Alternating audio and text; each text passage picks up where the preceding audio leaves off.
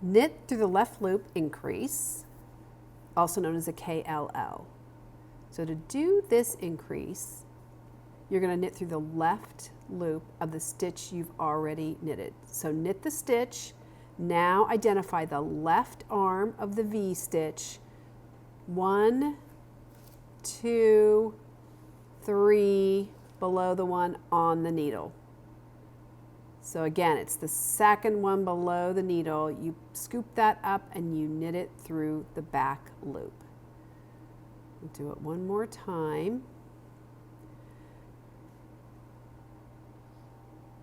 So you want to identify the left arm, come up from behind with your left needle and then knit it through the back loop.